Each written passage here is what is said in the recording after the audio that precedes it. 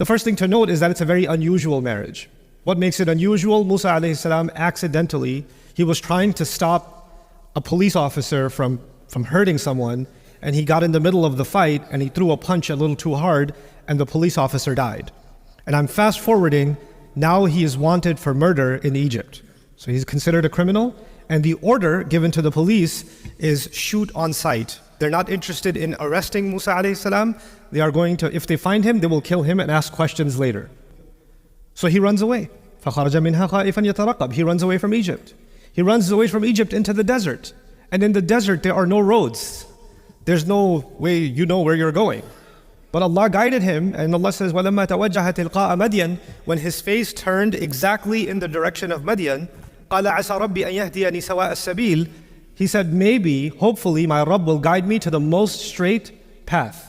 But he just turned his face in a certain direction, and Allah just put in his heart to make this dua, and he went in that direction. Now you know something about the desert. If you go 1 degree off, you might end up making a giant circle. You end up where you started. You will have no idea if you're going the right way or not. And yet somehow he finally reaches, and Allah describes, وَلَمَّا وَرَدَ مَاءَ مَدْيَنَ. So what the background that I want to emphasize is that Musa alayhi salam is number one wanted criminal right now in Egypt. And if you find him, you better tell the authorities. So he escaped the world's biggest superpower right now. 2, he's homeless. He has no job, he has no money, he has no other food, nothing. And he reaches this lake near Madian, and he finally finds a rock or a tree, and he sits under the tree to relax. And when he relaxes, he sees people are bringing their sheep and their goats and their cows, and they're giving their animals water. 2 women far away, and they were pulling on their animals. Their animals want to drink, and the girls are not letting them drink. So all the men are giving their animals food, drinking, and the 2 women are pulling their animals back, but the goat wants to drink and is fighting with the 2 girls. So he leaves the shade and he went up to them and said, "Ma khatbukuma? What's wrong with both of you? What's your story? Why are you doing this?" And so they were tough and they responded to him. They said, "La nasqi hatta yustir ar-ri'a." We're not going to give our animals water until all the other men and all their animals are done. We don't go down there, and we don't want to be alongside these other men.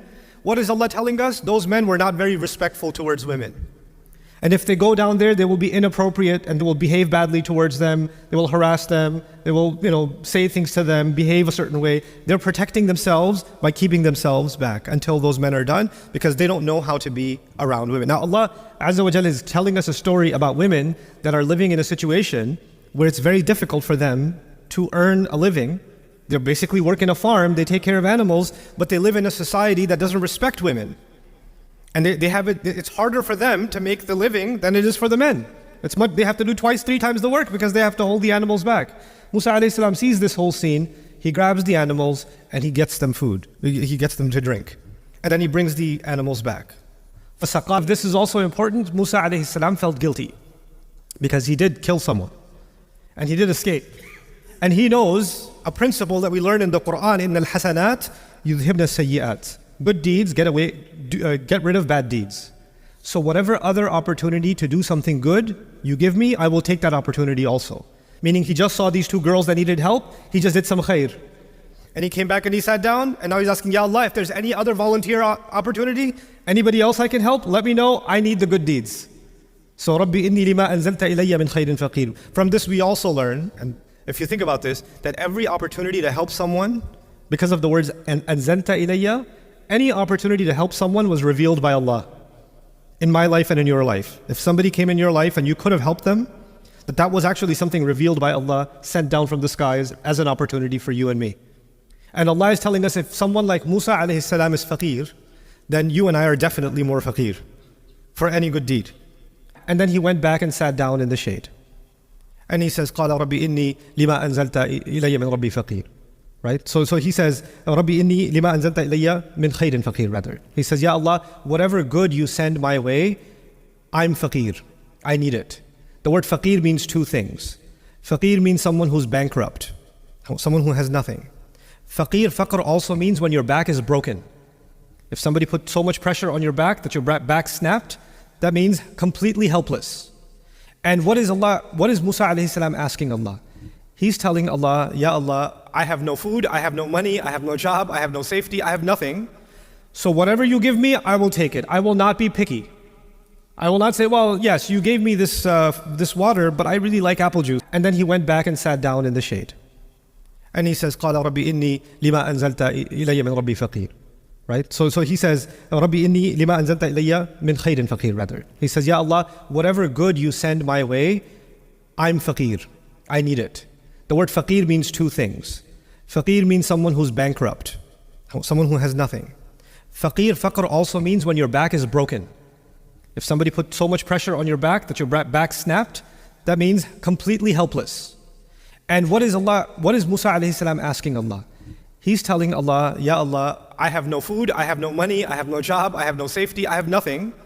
So whatever you give me, I will take it. Salam felt guilty because he did kill someone and he did escape. And he knows a principle that we learn in the Quran, in al-hasanat yudhibna sayyi'at. Good deeds get rid of bad deeds. So whatever other opportunity to do something good you give me, I will take that opportunity also. Meaning he just saw these two girls that needed help, he just did some khair. And he came back and he sat down, and now he's asking, Ya Allah, if there's any other volunteer opportunity, anybody else I can help, let me know, I need the good deeds. So Rabbi inni lima anzalta ilayya min khairin faqir. From this we also learn, and if you think about this, that every opportunity to help someone, because of the words anzalta ilayya, any opportunity to help someone was revealed by Allah. In my life and in your life. If somebody came in your life and you could have helped them, that was actually something revealed by Allah, sent down from the skies as an opportunity for you and me. And Allah is telling us, if someone like Musa alayhi salam is faqir, then you and I are definitely more faqir for any good deed. And what's beautiful is the straightest possible path led him to get married. Like Allah is actually even describing the merits and the beauty of getting married in the story in this strange way. But anyway, so he helps these girls and he's sitting in the shade. These girls go back home because they only came to the lake to feed their animals. So they go back home, but they go back home early because usually they wait for all the men to finish and then they go back home. Now they show up home 5 hours early. And their old father, who cannot work anymore, he says, basically, the Quran doesn't tell us, you can assume logically, why are you home early? What happened? And they say, well, there was this man, he was very strong, he just took our animals, and these girls, they deal with men outside all the time. So when they talk about Musa alayhi salam, they're telling their father, this was not like other men. His behavior was different. He was not looking at us the way other men look at us. He wasn't talking to us like other men talk to us. He didn't help us and he followed us home or he was staring, nothing. He just went back under the shade and he just disappeared. And the father is very intelligent. He knows that he sends these girls out every day for work in a corrupt society. And if you're living in a corrupt society, finding a good husband for your daughter can be very difficult. You don't know who's who. Everybody's bad out there. And you want to find a good match for your daughter. So even when he hears this description from his daughters, he realizes this is a good man. In his head, he's already got a plan. And the father understands his daughter. So the way she's talking about him, he can tell she liked his character also. So what does he do? He sends one of them back to get him. Now, if I'm a father and I have 2 daughters and I'm going to go get a man, it's safer to send 2 daughters. Doesn't it make sense? Send both girls. But we find in the Quran, فَجَاءَتْ إِحْدَاهُمَا تَمْشِي عَلَى اسْتِحْيَاءٍ. He said one of them, and she came walking shyly. She's shy because she's alone and she's nervous. Perhaps she's also shy because her father sensed something, she kind of likes him. And it's a final test for her. He already puts tawakkul in Allah when he puts her outside every day. So he's already in this situation. He trusts his daughter. So he sends her out and he says, bring this man. فَجَاءَتْ إِحْدَاهُمَا تَمْشِي عَلَى اسْتِحْيَاءٍ. Now when Musa alayhi salam sees this girl again, he's like, what do you want? You need more help? Why are you here? So she feels shy and she says, Inna abi yad'uka. So she makes sure he understands, no, I'm not interested. My father is calling you. Inna abi yad'uka. لِيَجْزِيَكَ أَجْرَ مَا سَقَيْتَ لَنَا. So he can pay you for what you gave us, for the help you gave us. Musa alayhi salam could just turn around and say, Jazakillahu khairan, but I did that fi sabilillah. I don't want anything from this dunya. Thank you so much. I'm going to go back and make dua to Allah.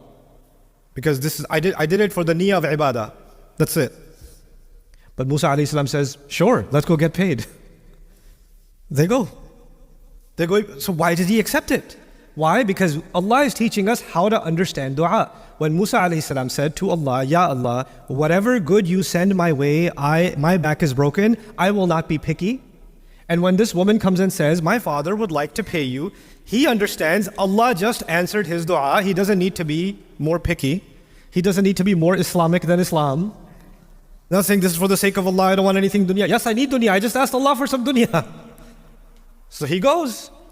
And when he goes to the father, he tells the father asks him, what are you doing here, young man? I've never seen you before. They have a conversation. And the two girls are also listening from the side. And he says, فَلَمَّا جَاءَهُ وَقَصَّ عَلَيْهِ الْقَصَصِ.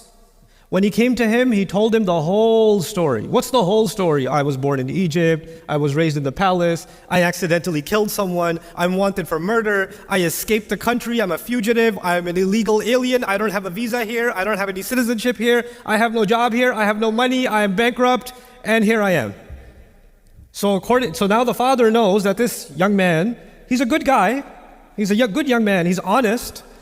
But the world's biggest military wants to kill him. And he's homeless, and he's bankrupt, and all of this, and the girl calls the father. The girl says, Ya abati istajirhu. Dad, I love you, give him a job. Dad, the girl says to the father, give him a job. The father understood, if he gives him a job, there are two young girls in the house, and this young man in the house. You can't give him a job, this doesn't work. So she is speaking kinaya, she's speaking indirectly. Give him a job means, can you marry me to him? I know other men outside, they're not good like this man. I like this man, I like him enough, I trust him enough that he can work in this house. Remember, they don't even trust men enough that they can go to the same lake, remember that? But she trusts this man enough that he can work in this house. And she says to her father, we can hire him, he can work for us. The father understood the girl. And he goes to Musa alayhi salam. Inni uridu an unkiha ihda ibnatayya hatayn. I want to marry one of my two girls to you. And the father says, but you have to work for me for 8 years. وَإِنْ أَتْمَمْتَ عَشْرًا فَمِنْ عِنْدِكَ. And if you want to work for 10 years, up to you. You have the choice. You have to work 8 years or 10. Now look at the genius and the wisdom of the father.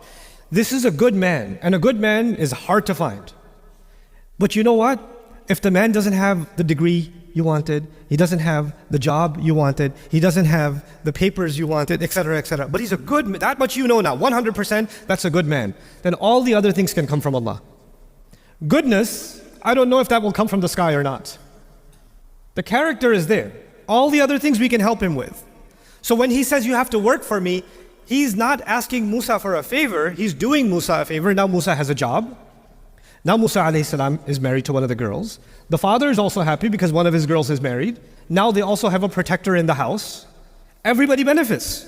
Everybody benefits. But you can imagine that if we were talking about today's society, some Muslim neighbor, hey, so I heard you're getting your daughter married. Yeah. Who are you getting married to? Oh, this guy, he's not from our village. You're getting her married to an outsider? Must be a VIP, some important guy. Oh no, he's just homeless.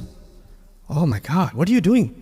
You have such a wonderful daughter, you're ruining her future. Why are you getting her married to this person? And people talk, don't they? People talk. And when people start talking, people say, I don't know, this marriage he's a good guy, but people are doing too much talking. I don't think we can go forward with this marriage. This is what we do in our cultures. If we don't make marriage easy, and if we don't make marriage based on the right reasons are character. The right reasons are integrity. The right reasons are honesty. If we don't make marriage easy, and if we stop listening to our daughters, because we listen to everybody else, everybody talks, the uncles are talking, the cousins are talking, the in-laws are talking, the neighbors are talking, everybody's talking. But the one person the father needs to be listening to is his daughter. That's the one person. She's an adult. And the one thing the father needs to be checking is the character. And he tested the character too. He sent his daughter alone. He tested. And he heard the whole story, and nobody comes to the house and says, by the way, and tells the story that Musa alayhi salam tells in order to impress someone. That's not an impressive story. That's a pretty good reason to say, you know what, I think you should leave. So he's seen his honesty firsthand. And so when you find that, then everybody's noise can stay. You make the right decision for your son and your daughter. That's the teaching Allah has given us. That's the beauty Allah has given us in this surah.